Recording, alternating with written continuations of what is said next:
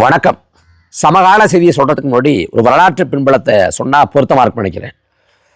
1918-19 காலகட்டங்களில், அதாவது வெள்ளக்காரங்க ஆட்சி காலத்துல ரவுலட் சட்டம் அப்படிங்கிற ஒரு அடக்குமுறை சட்டம், ஒரு கொடுங்கோல் சட்டம், ஒரு கருப்பு சட்டம் கொண்டு வரப்படுது. அந்த சட்டத்தின்படி யாரையும் விசாரணை இல்லாம 2 ஆண்டு வரைக்கும் சிறைப்படுத்தலாம்ங்கிற விதி. அந்த சட்டத்தை கண்டித்து ஒட்டுமொத்த நாடும் குமுறி கொந்தளிக்குது, போராட்டம் செய்யுது. இந்த போராட்டத்தை ஒரு பகுதியாக பஞ்சாப் மாநிலம் அமிர்தசரஸ்ல ஜாலியன் வாலாபாக்குங்கிற இடத்துல மண்ணின் மக்கள் ஒன்று கூடி அறப்போராட்டம் செய்கிறாங்க. அந்த அறப்போராட்டம் செஞ்ச மக்கள் மீது துப்பாக்கி சூட்டை நடத்தி மண்ணின் மக்களை சுட்டு கொலை செய்து வெள்ளக்கார அரசாங்கம். அந்த ஜாலியன் வாலாபாக் நடந்த அந்த படுகொலை ஜாலியன் வாலாபாக் படுகொலை அப்படின்னு வரலாற்றில் கருப்பு பக்கங்களா பதிவு செய்யப்படுது. அந்த ஜாலியன் வாலாபாக் படுகொலை நடந்து 100 ஆண்டுகளை கடந்துட்டோம். அந்த 100வது ஆண்டுல எந்த இங்கிலாந்து நாட்டை சேர்ந்தவங்க சுட்டு கொண்டாங்களோ, எந்த வெள்ளக்காரங்க சுட்டு கொண்டாங்களோ, அந்த வெள்ளக்காரங்களோட வம்சாவளியினர் இங்கிலாந்து நாட்டின் பார்லிமெண்டத்தில் ஜாலியன் வாலாபாக் படுகொலை ஒரு துன்பியல் சம்பவம் அப்படின்னு வருத்தம் தெரிவிக்கிறாங்க. அடிமை இந்தியாவில் வெள்ளக்காரங்களால் நிகழ்த்தப்பட்ட அந்த துப்பாக்கி சூட்டுக்கு வருத்தம் தெரிவிக்கப்படுது. ஆனால் சுதந்திர இந்தியாவில் மக்களாட்சி நாட்டில் நம்மளால தேர்ந்தெடுக்கப்பட்ட ஆட்சியாளர்களால் நிகழ்த்தப்பட்ட துப்பாக்கி சூட்டுக்கு வருத்தம் தெரிவிக்கப்பட்டிருக்கா, மன்னிப்பு கோரப்பட்டிருக்கானே இல்லை. 2018ஆம் ஆண்டு தூத்துக்குடியில் துப்பாக்கி சூடு, ஸ்டெர்லைட் ஆலை வேண்டாம் அப்படின்னு போராட்டம் செய்கிறாங்க. இந்த ஸ்டெர்லைட் ஆலை யாரோடது அப்படின்னா அனில் அகர்வால் அப்படின்னு இங்கிலாந்தில் வாழக்கூடிய ஒரு ஆளோடது. அந்த ஸ்டெர்லைட் ஆலையை வேண்டாம்னு போராடுறாங்க. முதல்ல இந்த ஸ்டெர்லைட் ஆலை எங்கே கொண்டு வரப்பட்டுச்சோ தெரியலா இருக்கும். மகாராஷ்டிரா மாநிலம் ரத்னாபுரிங்கிற ஒரு இடம். அங்கே 200 கோடிக்கு மேலே செலவு பண்ணி 80 விழுக்காடு பணிகளை முடிஞ்ச பிறகும் ஆலையை கொண்டு போ அப்படின்னு மண்ணில் மக்கள் போராட்டம் செய்யறா. அங்கே விளைவிக்கக்கூடிய மாம்பழங்களோட தரம் கெட்டு போகுது அப்படின்னு காரணம் சொல்கிறேன். அந்த ஆலை திரும்ப கொண்டு வரப்பட்ட இடம் தூத்துக்குடி. அந்த ஸ்டெர்லைட் ஆலை விதிகளுக்கு மாறாக, சுற்றுச்சூழல் விதிகளுக்கு மாறாக, புறம்பாக தான் கொண்டு வரப்படுது. அப்படி இந்த ஆலை கொண்டு வரப்பட்டு அது இயங்குற காலம் முழுக்க அதில் சிக்கல் தான். சுற்றுச்சூழல சிக்கல் வருது, அந்த எந்திரத்தில் கோளாறு வருது. இப்படி அந்த ஆலை இயங்கிய 30 ஆண்டு காலமும் பிரச்சனை தான். அந்த ஆலை இயங்குற காலம் தொட்டு இப்போது வரைக்கும் மக்கள் போராடுறாங்க. அது எப்போ போராடுறாங்கன்னா 2018 அந்த ஆலையை விரிவாக்கம் செய்கிறோம் அப்படின்னு சொல்றப்ப, ஆலை விரிவாக்கம் கூடாதுன்னு சொல்லிட்டு சாதி கடந்து, மதம் மறந்து, அரசியல் வேறுபாடுகளை தொடர்ந்து எல்லா மக்களும் ஒன்று கூடி போராட்டம் பண்றாங்க. 99 நாட்கள், அதாவது 3 மாதத்துக்கு மேல போராட்டம். அந்த போராட்டத்தை அரசு கண்டுகொள்ளல. அப்ப 100வது நாள்ல ஒரு கவன ஈர்ப்பு போல ஒரு பேரணி செய்யலாம்னு சொல்லிட்டு மாவட்ட ஆட்சியர் அலுவலகத்தை நோக்கி ஒரு பேரணி போல மக்கள் போறாங்க. அந்த அந்த அந்த போறப்ப கையில மூட்டை முடிச்சோட, சாப்பாட்டு பொட்டலங்களோட, தண்ணீர் போத்தலோடு போனாங்களுடைய கையில அருவாளோ கம்போ வெட்டறிவாளோ இல்ல வேல் கம்போ எதுவும் கொண்டு போகல. அப்படி நிராயுத பாணிகளாக போன மக்கள் மீது காவல்துறையை கட்டவிழ்த்து விட்டு மண்ணின் மக்கள்ல ஏறக்குறைய 15 பேரை சுட்டு கொண்டாங்க.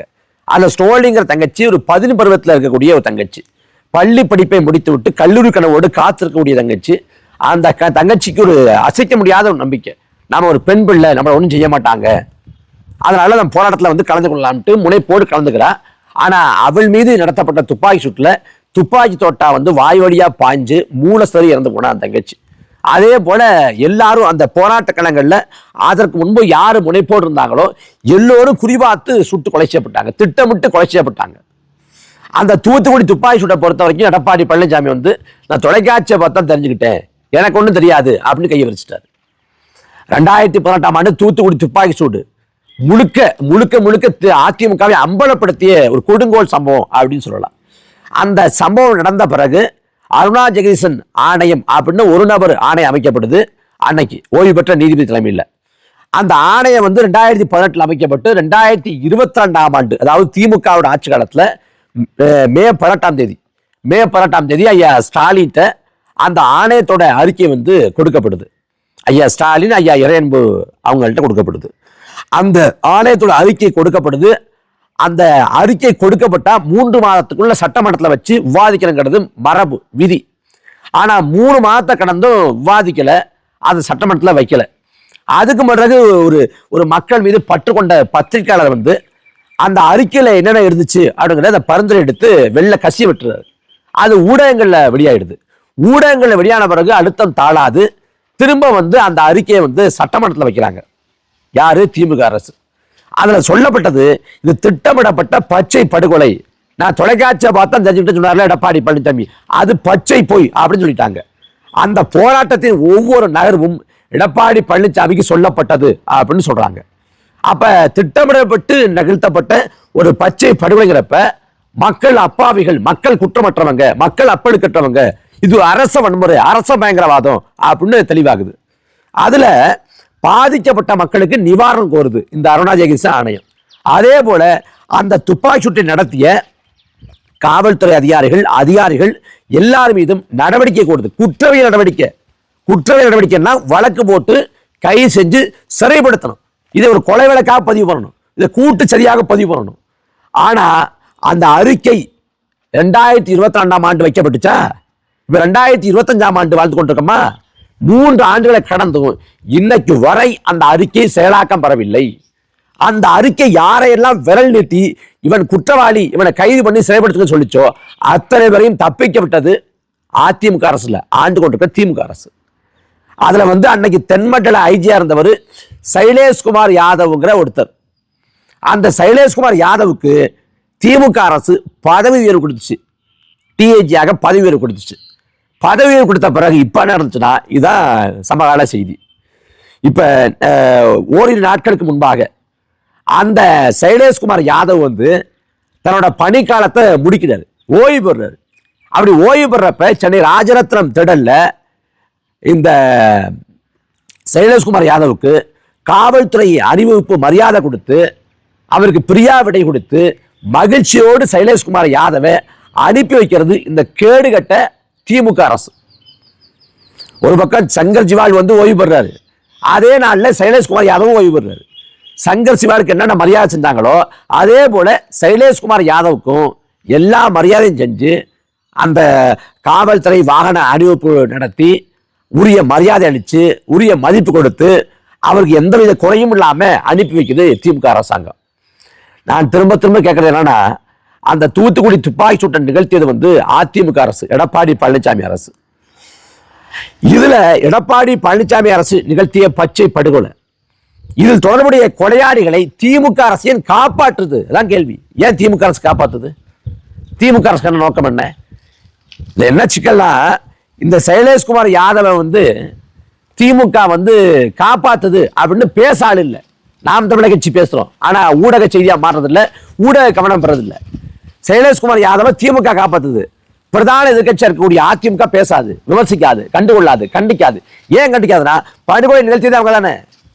அதிமுக அரசு படுகொலை நிகழ்த்தது, திமுக அரசு வந்து கொலையாளிகளை காப்பாற்றுது. இதை தமிழ்நாட்டு ஊடகங்கள் வந்து கள்ள மௌனத்தோட ஒரு செய்தியா கூட மாத்தாம கடந்து போகுது. நான் இதேச்சியா பார்க்கிறேன், சைலேஷ்குமார் ஒருத்தர் ஓய்வு பெறாரு அப்படின்னு வருது. யாரா அந்த சைலேஷ்குமார் அப்படின்னு போய் தட்டி பார்க்கிறேன். இந்த சைலேஷ்குமார் தான் அந்த தூத்துக்குடி துப்பாக்கி சூடு தொடர்புடைய அவர் தெரிய வருது. அவருக்கு வந்து எந்தவித நடவடிக்கையும் எடுக்காம அவர் மேல எந்த வழக்கம் போடாம அவர் அப்படியே காப்பாற்றி விடுறாங்கன்னா எப்படி புரிஞ்சுக்கிறது? சாத்தாங்குளத்தில் நடந்த அந்த படுகொலைக்கு நீதி கிடைக்கப்பட்டுருச்சு, ஆனா தூத்துக்குடி துப்பாக்கி சூட்டுக்கான நீதி கிடைக்கப்படலன்னு சொல்லிட்டு இது ஸ்டோனியோட தாயார் வனிதா அம்மா வந்து பதிவு பண்றாங்க. அதே போல இன்னைக்கு வரைக்கும் எந்த நீதியும் கிடைக்கப்படலங்க. அந்த தூத்துக்குடி துப்பாக்கி சூட கொலை வழக்கா இதுவரை திமுக அரசு பதிவு பண்ணல. அந்த கொலை வழக்கில் தொடர்புடையவங்கன்னு யாரையும் கைது பண்ணல, யாரையும் சிறைப்படுத்தல. அதில் சுடலை கண்ணுன்னு ஒருத்தர் இருக்காங்க, சுடலை கண்ணு ஒருத்தன், அவன் தான் பல முறை 18 முறை சுட்டிருக்கான். 18 முறை மக்களை நோக்கி திரும்ப சுட்டிருக்கான். அவன் வந்து ஒரு கூலிப்பட போல செயல்பட்டுருக்கான். அதாவது மக்கள் யாருக்கு வந்து காவல்துறையை தாக்குகிற காவல்துறையை வந்து அச்சுறுத்துற நோக்கமே இல்லை. அவங்க தப்பிச்சு ஓடுறவங்களை நோக்கி துப்பாக்கி சூடு நடத்தி அவங்க கைகாலை வந்து முடமாக்கி அவங்கள கொலை பண்ணி, இல்லை என்ன கொடுமை அப்படின்னா, அவன் என்ன காரணம் சொல்றான், நாங்க மாவட்ட ஆட்சியர் அலுவலகத்தை நோக்கி அவங்க போனாங்க, போய் அங்க வந்து இந்த மாவட்ட ஆட்சியர் அலுவலகத்துக்குள்ள வந்து தீ வச்சுட்டாங்க. ஆனா அவங்க மாவட்ட ஆட்சியர் அலுவலகத்துக்கு நோக்கி போறதுக்கு முன்னாடியே அங்க தீ வைக்க விட்டு எரிஞ்சு கொண்டு தான் இருந்துச்சு. இதான் செய்தி, யதார்த்த செய்தி. இதுல அந்த மாவட்ட ஆட்சியர் அலுவலக அந்த இடத்துல வந்து கலையபுரம், கலவரம், 140 தடை உத்தரவு, காவல்துறை நெருக்கடி எல்லாம் இருக்குது. அங்கேருந்து 8 கிலோமீட்டர் 9 கிலோமீட்டருக்கு அப்பால வந்து தூத்துக்குடி மாவட்ட ஆட்சியர் அலுவலகத்திலேருந்து 8 கிலோமீட்டர் 9 கிலோமீட்டருக்கு அப்பால வந்து திரேசபுரம் அப்படின்னு ஒரு பகுதி இருக்கு. அந்த திரேசபுரத்தில் ஜான்சி ஒரு அம்மா வந்து பொண்ணு வீட்டுக்கு போறாங்க. அவங்க பொண்ணு வீட்டுக்கு போயிட்டு இருக்காங்க. அவங்களை நோக்கி துப்பாக்கி சூடு. அவங்க அந்த இடத்துல வந்து திரேசபுரத்தில் 144 தடை உத்தரவோ கலவரமோ இல்ல காவல்துறை நெருக்கடி எதுவுமே இல்லை. ஆனா ஜான்சிங்க அம்மா ஏன் கொலை செய்யப்பட்டாங்க? ஏன்னா இந்த போராட்ட காலத்துல முனைப்போடு நின்னவங்க அவங்க 100வது நாள்ல பங்கேற்கல, ஆனா முந்தைய நாட்களை பங்கேற்றாங்க. அதன் வெளிப்பாடா அவங்க சுட்டு கொண்டாங்க. அதே போல வங்கிக்கு போன ஒருத்தரையும் இந்த காவல்துறை சுட்டுக் கொள்ளுது.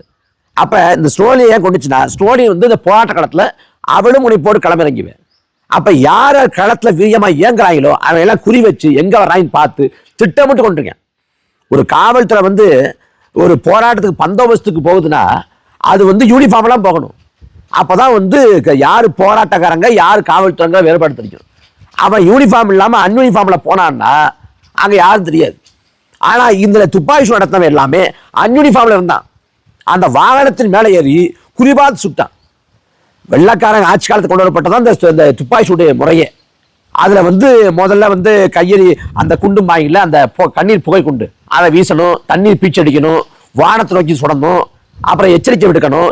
இப்படி பலகட்ட வழிமுறைக்கு பிறகுதான் துப்பாக்கி சூடு நடத்தணும். அது எங்க முட்டிக்கு கீழே இந்த முறையை தவறுங்கிறாங்க. முட்டி கீழே சுடுற முறையை வெள்ளக்காரன் ஆட்சி காலத்துக்கு கொண்டு வரப்பட்டது. சுதந்திர இந்தியாவில் எப்படி பொருத்தி பார்க்க முடியும், மக்களாட்சி நாட்டில் எப்படி பொருத்தி பார்க்க முடியும் கேட்கிறாங்க. ஆனா இங்க அப்படி எந்த உத்தரவும் இல்லாம எந்த எச்சரிக்கை உத்தரவும் இல்லாம வெளிப்படையா வாகனத்து மலையின்னு எவனவன் கண்ணில் தென்படுறானோ அவன் எவன் போராட்டக்காரனோ அவனை சுட்டுக் கொள்ளுது அதிமுக அரசு. 2018 நடந்த பிறகு 2019 பார்லிமெண்ட் தேர்தல் வருது. அந்த பார்லிமெண்ட் தேர்தலின் போது தூத்துக்குடி அந்த பார்லிமெண்ட் தொகுதிக்கு வேட்பாளராக அவையார் கனிமொழி போட்டி போடுறாங்க. கனிமொழிக்கு திமுக காரங்க வாக்குறப்ப இறந்து போன தங்கச்சி ஸ்டோலினோட உருவப்படத்தை காமிச்சு ஸ்டோலினுக்கு நீதி வேணும்னா திமுக ஓட்டு போடுங்க அப்படின்னு கேட்டுதான் வாக்களிப்படுறாங்க. நாங்க வந்தோம்னா குற்றவாளிகளை கூண்டில் ஏத்தோம்ங்கிறாங்க. ஆனா இப்ப வரைக்கும் எந்த குற்றவாளியும் கூண்டில் ஏத்தல, யாரையும் கூண்டில் ஏத்தல. அதில் தொடர்புடைய அத்தனை பேரையும் தப்பிக்க விட்டுருச்சு. அதுல கடைசியா தொடர்புடைய முதன்மை அதிகாரியா இருக்கக்கூடிய சைலேஷ்குமார் யாதவுக்கு பதவி உயர்வு கொடுத்து அவருக்கு வந்து எல்லாவித மரியாதையும் செலுத்தி அவருக்கு விடைபெற்று போறதுக்கு அனுப்பி வைக்குது இந்த திமுக அரசு. அப்ப ஆளும் கட்சி திமுக, ஆண்ட கட்சி அதிமுக செஞ்ச தவறுல திமுக காப்பாற்றி கொண்டிருக்கு. ரெண்டு கட்சிக்கு எப்போதும் வந்து ஒரு மறைமுக ஒரு ஒப்பந்தம் இருக்கும். திமுக ஆட்சி காலத்துல அதிமுகவை சேர்ந்த வேலுமணியோ தங்கமணியோ எடப்பாடி பழனிசாமியோ ஊழல் வழக்குல செயல்படுத்த மாட்டாங்க. அதாவது எடப்பாடி பழனிசாமி ஆட்சி காலத்துல இந்த திமுக அமைச்சர்களை வந்து ஊழல் வழக்குல செயல்படுத்த மாட்டாங்க. ஏன்னா ஒரு மறைமுக ஒப்பந்தம். நாங்க வந்தோம்னா வேலுமணி தங்கமணி எல்லாத்துக்கும் உள்ள போட்டுவோம், ஒருத்தர் விட மாட்டோம் அப்படின்னு ஸ்டாலின் சொன்னாங்க. எந்த வேலுமணி எந்த தங்கமணி சிறைக்க போனாரு? அப்படிலாம் ஒண்ணு இல்லையே. அதிமுக ஊழலை திமுக கண்டுகொள்ளாது, திமுக ஊழலை அதிமுக கண்டுகொள்ளாது. ஒரு லாவணி கட்சி பாடும், நீ என்ன யோக்கியமா, நீ என்ன எப்படியா அப்படிது. அதிமுக ஆட்சி காலத்துல வளக்கொள்ள, மழை கொள்ள, நீர் கொள்ள, மணக்கொள்ள நடந்தா திமுக கண்டுகொள்ளாது, திமுக ஆட்சி காலத்தில் நடந்தா அதிமுக கண்டுகொள்ளாது. அப்ப மாறி மாறி இந்த ஒப்பந்தம் போயிட்டு இருக்கு. கொடநாடி கொலை வழக்கு என்னாச்சு? 5-6 பேர் கொலை செய்யப்பட்டாங்க அடுத்தடுத்து.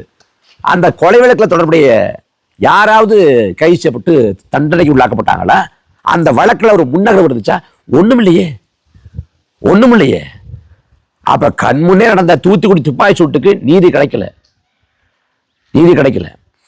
அதிமுக ஆட்சி காலத்தில் நடந்த அந்த அந்த கொடுமைக்கு திமுக வந்து ஒத்துழைதி கொண்டிருக்கு. இதனாலதான் பிறந்தவர் காமராஜ் சொன்னாரு, 2 கட்சிகளும் திமுக அதிமுக 2 கட்சியும் ஒரே குட்டையில் உரிய மட்டன். அது எவ்வளவு பொருத்தமா இருக்கு.